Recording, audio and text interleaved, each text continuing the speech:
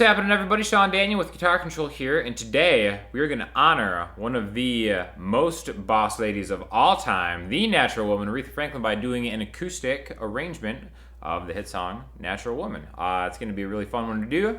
Going to have a couple different techniques that we're going to go over, and make sure to click the link below because I will add the chords that we're going to use in the song. Again, this is going to be a pretty easy way that we can kind of work on a couple different things with, and it is actually a few different parts of a song. Chorus, verse, and a bridge. They kind of really work seamlessly together, so we're going to go over each part, and it's going to sound like this.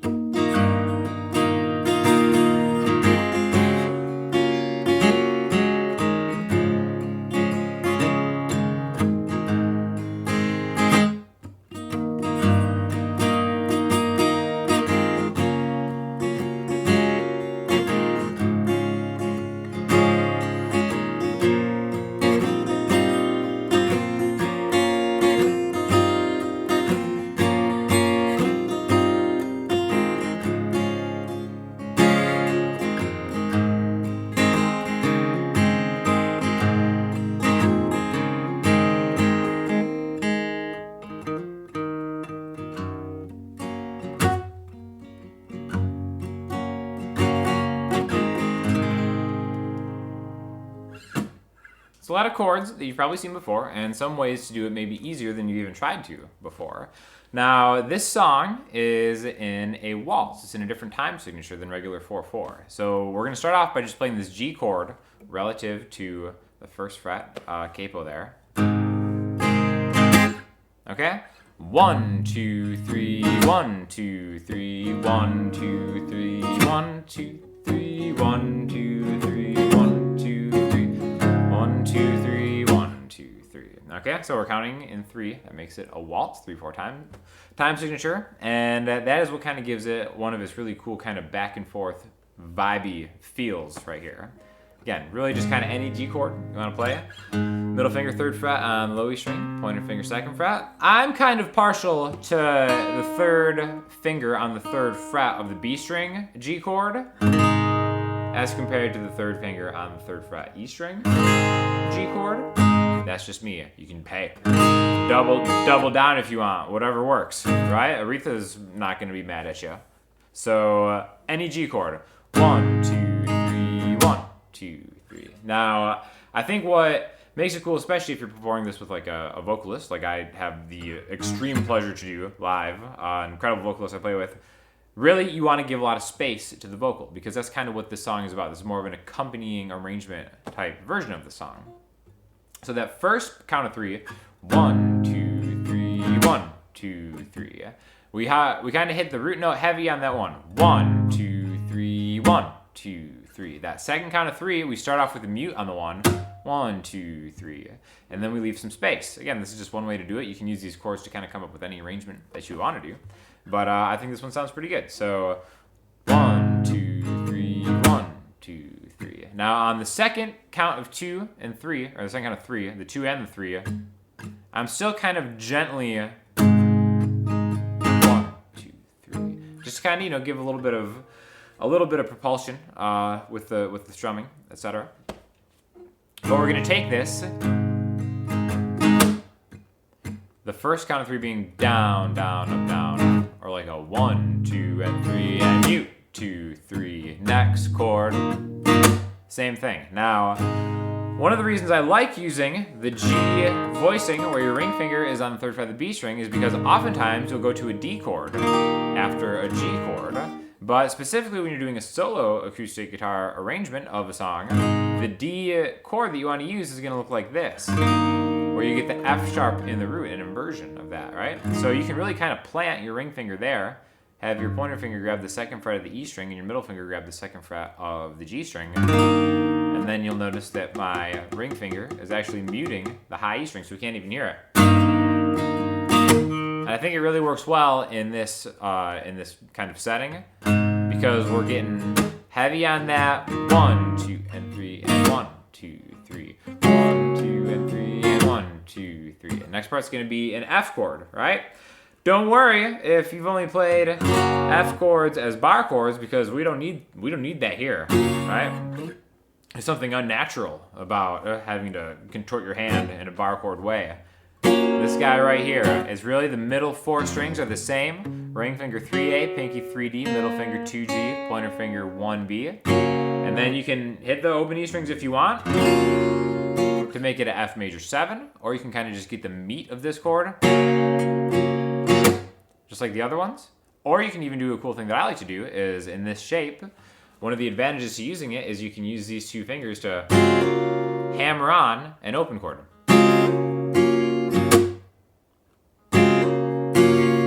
So play it open, and then come down like a boss. And then still do that same thing where you kind of add space on the next count of 3 into a C major chord, which all you have to do from this voicing is keep your pointer finger here, and then take your other fingers and move them all up 1 string each. That makes a C major chord, right?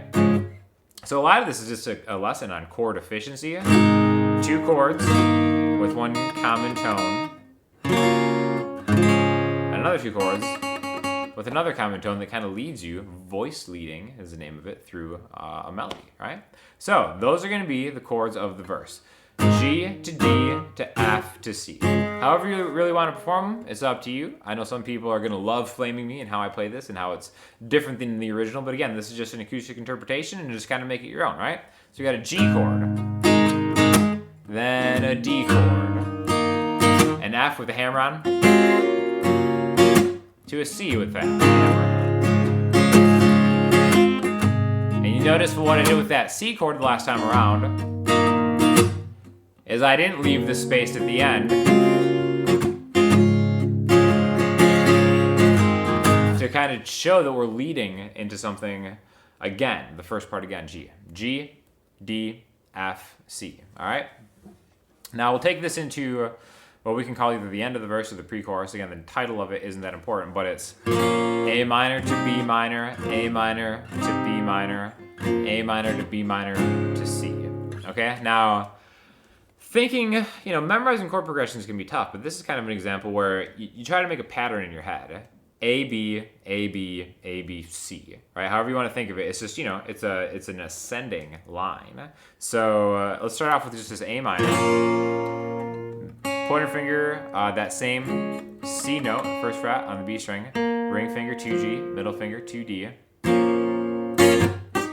I always thought that this A minor to this B minor was kind of, a tricky switch that is quick and kind of unnecessary, honestly. One thing in this key, right? We're going to say this is the key of G. One thing in this key is all the open strings are fair game. E, A, D, G, B, E are all notes in the key of G. So if you want to take this A minor and move it 2 frets higher, I'm going to count that as a B minor. Now technically there are notes in this that are not in the B minor chord, but for all intents and purposes this is a B minor, okay? We're moving an A minor shape, A sharp minor, B minor, with some open strings to kind of help us out and give us a different kind of flavor. So even though, technically this would be all right, a B minor over an open A note with an E in it, you can have its own name, but again, I'm thinking of this as A minor to B minor, A minor to B minor, A minor to B minor to C. Now, it's a great example of how, to maybe create a song, how to arrange a song, and using music theory to do that, right? A minor to B minor, however you want to play it. Again, I'm just sliding it up 2 frets. If we really bang this home a couple times, you're taking the listener on a ride, and it won't resolve. It makes it so much more impactful when you finally get to a C, because if you go A to B to A to B to A to B, you're begging to get to that C because you keep trying to climb back up to it. So when you finally do, it's the most natural feeling in the world, all right? So we kind of have a verse, G to D, F to C. Do that a couple times, and then we go A minor to C. 1, 2, 3, 1, 2, 3, 1, 2, 3, 1. Finally C. And then the chorus.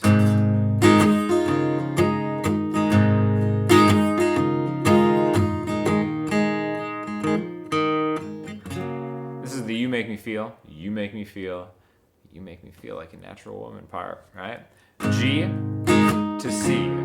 Now, I am doing that common tone thing again, where we've got that wonderful G chord with your ring fingers on the B string, because we can take that same thing and then move your front 2 fingers down to make a C chord. Now, technically, this is a C chord with a D note in it, which would be called a C add 9. Maybe you've seen a C add 9 chord before in your studies, in your travels. G to C, G to C, G to C. You can keep going back until the you make me feel like a natural woman part. Then what I like to do is I like to leave a lot of space in there, because that is such a signature vocal line to be delivered. Some people would say just leave nothing but space and let the singer take that whole thing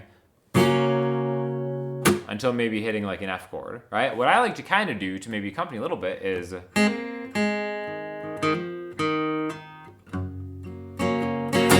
little kind of hammer-on thing through the scale.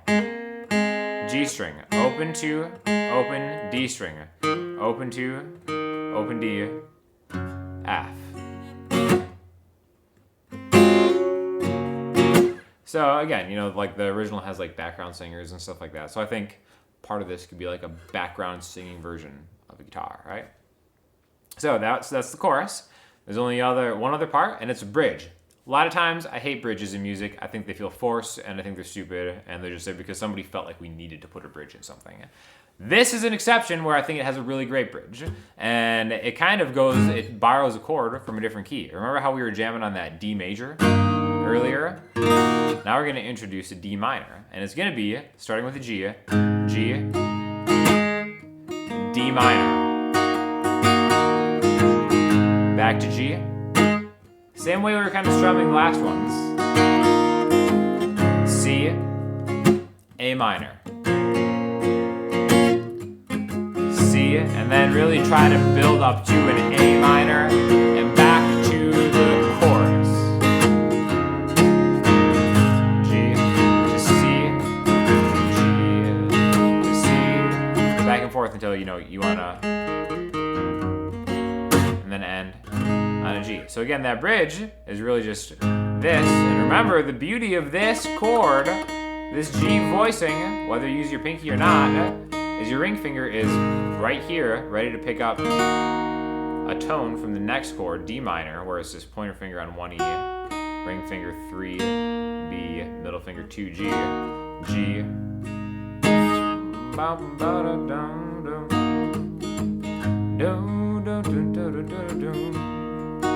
After 2 of those, C to A. What you might want to do even is go C, walk it to A, and then kind of go back to the G, to the C.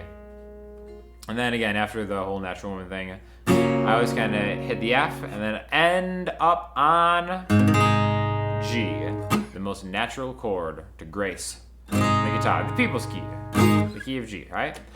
So, kind of, some people would say it's an interesting arrangement of Natural Woman that I kind of, have been getting a lot of requests for, and I just kind of wanted to share it with you guys. Hopefully, maybe you've been able to take something from it and incorporate it into your own playing. And definitely click on some of the surrounding videos. Check out what else we have here on the channel for myself, other great instructors.